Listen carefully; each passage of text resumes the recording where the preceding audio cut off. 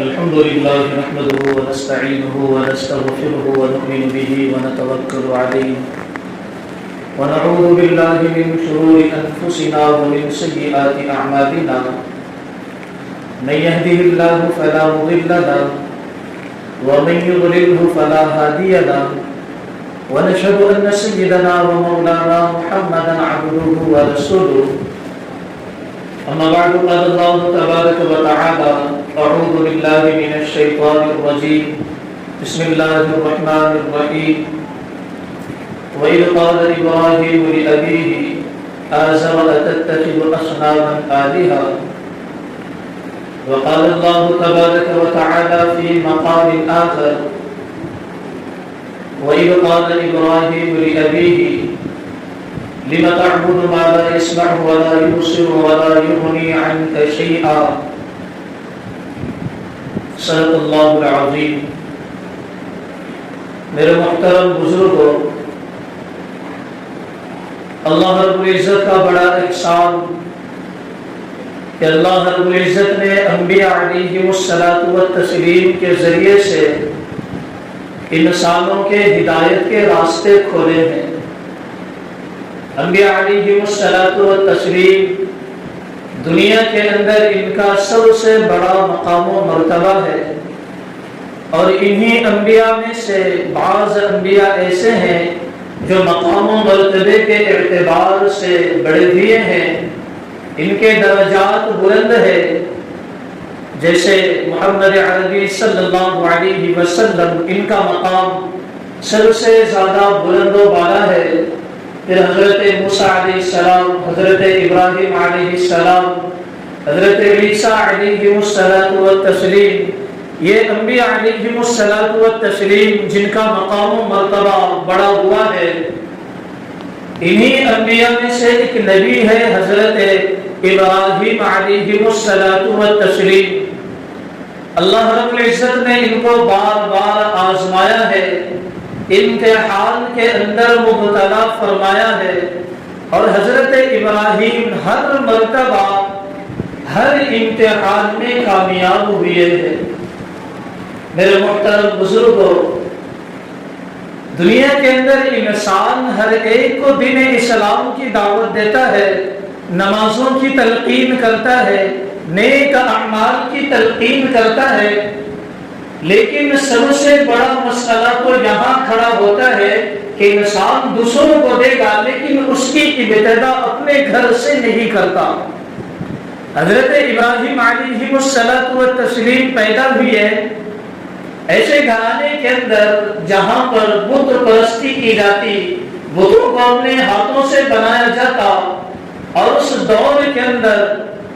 بادشاہت کا زمانہ تھا، اور پہلے کے بادشاہ یہ کہا کرتے تھے اپنی عوام کو کہ ہمارے سامنے سجدے کے اندر گرو،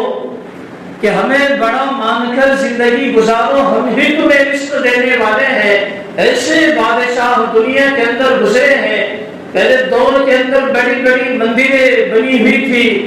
ہر گھر بت پرستی کا اڈا بنا ہوا تھا، کوئی آفتاب کی پوجا کرتا، کوئی ستاروں کی پوجا کرتا، کوئی چاند کو اپنا خدا مان کر زندگی گزارتا۔ اور پہلے دور کے اندر جو مندروں کے جو پجاری ہوا کرتے تھے، ان کو بھی بہت ہی زیادہ مال و دولت دینا پڑتا تھا، اور ان کا یہ کام تھا کہ اپنی عوام کو بادشاہ کی طرف مائل کرانا، ان کا یہ کام تھا۔ ایسے دور کے اندر حضرت ابراہیم علیہ السلام پیدا ہوئے۔ ان کے والد آزر جو بتوں کی پرستش تو دور بھر کے بتوں کو اپنے ہاتھوں سے تراشتے تھے، اپنے ہاتھوں سے بناتے تھے، حضرت ابراہیم ایسے گھر کے اندر پیدا ہوئے۔ جب تھوڑے سے ہوش کے اندر آئے، عمر جب ان کی تھوڑا بڑھی، تو ان کے والد نے ایک ٹوکرا ان کے سر کے اوپر رکھا جن کے اندر مورتیاں رکھی ہوئی تھی، اور ان کے والد نے کہا کہ جاؤ بازار اور اسے فروخت کر کے آنا۔ حضرت ابراہیم بچپن ہی سے سوچا کرتے تھے کہ یہ جو بت پرستی کے اڈے ہیں، لوگ بتوں کی پوجا کرتے ہیں، ان کے دل سے بتوں کی پرستش کو کیسے دور کیا جائے۔ حضرت ابراہیم علیہ السلام اپنی قوم کو سمجھانے کے لیے دلیلیں قائم کرنے لگے کہ تم کس کی عبادت کر رہے ہو، کس کے سامنے اپنی منتیں اور مرادیں مانگ رہے ہو۔ چنانچہ قرآن مجید کے اندر اللہ رب العزت نے اس کو نقل کیا ہے کہ حضرت ابراہیم لوگوں کے سامنے اپنی عوام کو سمجھانے کے لیے دلیلیں قائم کرتے ہیں۔ صبح کو آفتاب کی جانب دیکھا، لوگوں کو سمجھانے کے لیے کہہ رہے ہیں کیا یہ آفتاب ہمارا خدا ہو سکتا ہے؟ جب دوپہر ہوئی سورج سر کے اوپر آیا، جب شام ہوئی سورج غروب ہو گیا تو حضرت ابراہیم کہنے لگے لوگوں یہ ہمارا خدا نہیں ہو سکتا، اس کے اندر تو ایک زوال ہے، اس کے یہ تو ڈوب رہا ہے، اپنی طاقت کو ختم کر رہا ہے، گویا یہ ہمارا خدا نہیں ہو سکتا۔ جب رات ہوئی، رات کی اندھیری جب چھانے لگی تو چاند اپنی شعائیں لے کر نکل رہا ہے، تو چاند کو دیکھ کر حضرت ابراہیم نے دلیل قائم کی، لوگوں کو سمجھانے لگے لوگوں دیکھو کیا یہ ہمارا خدا ہو سکتا ہے جس نے رات کی اندھیری کو دور کیا ہے۔ جب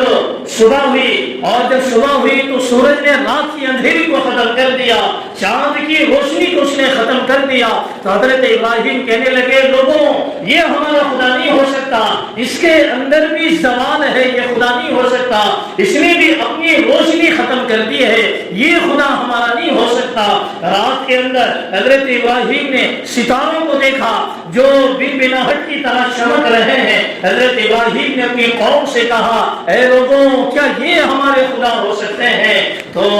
حضرت ابراہیم نے صبح کے موقع پہ دیکھا یہ ستارے بھی ختم ہو گئے، تو لوگوں سے کہا کہ یہ ہمارے خدا نہیں ہو سکتے کیونکہ ان کے اندر بھی زوال ہے، یہ اپنی حقیقی طاقت کے اوپر ہمیشہ باقی نہیں رہ سکتے، ہمیشہ روشنی نہیں دے سکتے، ہمیشہ اپنی طاقت کا مظاہرہ نہیں کر سکتے، لہٰذا یہ ہمارا خدا نہیں ہو سکتا۔ ہمارا خدا تو وہ ہے جس نے ہم کو پیدا کیا، جس نے آفتاب کو پیدا کیا، جس نے چاند اور ستاروں کو پیدا کیا، یہ ہمارا خدا ہے۔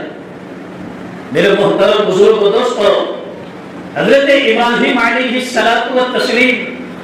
جب مورتیوں کا ٹھوکرا اپنے سر کے اوپر لیے بازار کا چکر لگا رہے ہیں، دل کے اندر تو یہی ہے کہ کس طریقے سے گلی ختم ہو جائے اور میں واپس اپنے گھر کی جانب لوٹ جاؤں۔ دل کے اندر تو توحید کی محبت ہے، اللہ کی محبت کا چراغ تو جن دل کے اندر جل رہا ہے، لیکن والد نے سر کے اوپر مورتیوں کا ٹوکرا دے رکھا ہے،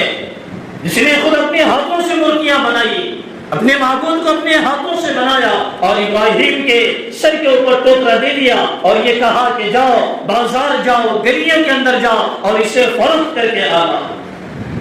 حضرت ابراہیم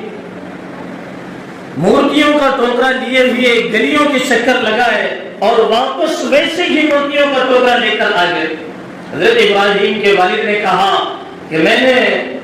تجھے مورتیاں بیچنے کے لیے دی تھی، اسے واپس لانے کے لیے نہیں دی، تو میرا نقصان کر دے گا اس طریقے سے اگر تجارت کرے گا۔ حضرت ابراہیم کہنے لگے اذ قال ابراہیم لابی، کیا انداز ہے حضرت ابراہیم علیہ السلام کا کہ اپنے گھر سے توحید کی ابتدا ہو رہی ہے۔ سب سے بڑا مشکل کام یہی ہوتا ہے، اگر کسی انسان کو یہ کہا جائے کہ جاؤ 4 لوگوں کو دین اسلام کی طرف مائل کرو، 4 لوگوں کو نماز کی طرف مائل کرو، تو یہ انسان کے لیے یہ آسان ہے، لیکن اسی انسان کو کہا جائے کہ جاؤ اپنے گھر کے اندر جتنے مرد افراد ہیں ان کو دین اسلام کی دعوت دو، ان کو نماز کی جانب مائل کرو، تو یہ سب سے بڑا مشکل کام ہوتا ہے۔ دین اسلام غیروں کو پھیلانا، نہ جاننے والوں کو دین اسلام کے بارے میں بتانا یہ آسان ہے، لیکن اس کی ابتدا اپنے گھر سے کرنا یہ بڑا مشکل کام ہے۔ حضرت ابراہیم نے ابتدا یہیں سے کی ہے، کہیں دوسرے لوگوں کو پہلے نہیں سمجھایا، دوسرے لوگوں کو نہیں سمجھایا۔ میرے محترم، جنگ احد یا جنگ بدر کے موقع پر جب محمد عربی صلی اللہ علیہ وسلم اور کفار مکہ جب آمنے سامنے آئے تھے تو مقابلے کے لیے محمد عربی صلی اللہ علیہ وسلم نے انصاری صحابہ کو آگے بھیجا تھا، تو سامنے سے جواب آیا تھا کہ نہیں انصاری صحابی کو سامنے مت بھیجو، ہمارے گاؤں کے مکہ والوں کو سب سے پہلے بھیجو۔ تو محمد عربی صلی اللہ علیہ وسلم نے حضرت ابو عبیدہ بن جراح، حضرت علی کرم اللہ وجہہ، یعنی مکہ والوں کو آگے بھیجا، اور ابو عبیدہ اور چچا یہ ان کے گھر کے افراد ہے محمد عربی صلی اللہ علیہ وسلم کے۔ تو محمد عربی نے یہ پیغام دیا ہے کہ دین اسلام کی ابتدا، دین اسلام کے اوپر جو مشقت آئے گی یا دین اسلام کی جو ابتدا ہوگی وہ گھر سے ہونی چاہیے، وہ گھر سے ہونی چاہیے، باہر والوں سے نہیں۔ میرے محترم بزرگ دوستو، حضرت ابراہیم علیہ الصلوۃ والتسلیم اپنے والد کو سمجھا رہے ہیں، اذ قال ابراہیم لابیہ لم تعبد ما لا يسمع ولا يبصر، اے میرے ابا جان آپ کس کی پوجا کر رہے ہیں، لم تعبد کس کی عبادت کر رہے ہیں، کس کے سامنے مرادیں مان رہے ہیں، کس کے سامنے اپنی ضرورتوں کو پیش کر رہے ہیں، جس کو آپ نے خود تراشا ہے، چھینی ہتھوڑی سے آپ نے خود جس کو بنایا ہے، اگر ان کے سامنے کھانا بھی اگر رکھ دیا جائے کوئی مکھی آ کر اسے کھا بھی لے تو یہ اف بھی نہیں کہہ سکتے۔ ان معبودوں کی آپ پوجا کر رہے ہیں جو نہ مالا یسمع، اپنی کانوں سے تمہاری حاجتوں کو نہیں سن سکتے، تم جو بیان کرتے ہو ان کے سامنے، جو مرادیں ان کے سامنے رکھتے ہو وہ مرادوں کو نہیں سن سکتے، تمہاری باتوں کو نہیں سن سکتے، تمہاری ضرورتوں کو وہ پورا نہیں کر سکتے۔ ولا یبصر ولا یغنی، نہ اپنی آنکھوں سے تمہارے حالات دیکھ سکتے ہیں کہ کیا پریشانیاں ہیں، کیوں یہ میرے پاس بار بار آ رہے ہیں۔ حضرت ابراہیم اپنے والد سے ابتدا کرتے ہیں توحید کی۔ میرے محترم بزرگ دوستو، آج ذرا اپنے دل کے اوپر ہاتھ رکھ کر یہ کہو کہ کس نے اپنے گھر سے دین اسلام کی ابتدا کی ہے۔ نمازوں کے لیے آتے ہیں، وہیں بغل میں اپنے لڑکے یا اپنے گھر کے مرد افراد سوئے ہوئے ہوتے ہیں، جگانے کی ہمت ہمیں نہیں ہوتی کہ چلو نماز کا وقت ہو چکا ہے۔ میرے محترم بزرگ دوستو، دنیا کے اندر مال سب کو پسند ہوتا ہے اور آخرت میں جنت سب کو پسند ہوتی ہے۔ کیا خیال ہے کہ ہم جنت میں چلے جائے اور ہمارا خون جہنم کے اندر چلا جائے؟ کیا ہمیں یہ گوارا ہو سکتا ہے؟ جنت کی سیر ہم کریں، نمازیں پڑھتے ہوئے جنت کی سیر ہم کریں، لیکن وہیں بغل میں سویا ہوا، بغل میں سوئے ہوئے ہمارے گھر کے افراد، انہیں جگانے کی ہمت نہیں ہوتی۔ کیا یہی دین اسلام، کیا دعوت یہی ہمیں سکھاتی ہے؟ میرے محترم بزرگ دوستو، حضرت ابراہیم علیہ الصلوۃ والتسلیم کو بھی حکم ہوا کہ دین اسلام توحید کی ابتدا پہلے اپنے گھر سے کرو، جو مشکل حالات ہے اسے پہلے دیکھو۔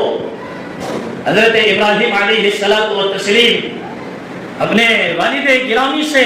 کہہ رہے ہیں، ابا جان آپ کس کی عبادت کر رہے ہیں جو نہ آپ کو دیکھ سکتے ہیں، نہ آپ کی پریشانیوں کو سن سکتے ہیں، نہ یہ آپ کو کسی چیز سے مستغنی کر سکتے ہیں، کوئی چیز آپ کو نہیں دے سکتے، پھر آپ کیوں ان کی عبادت کر رہے ہیں؟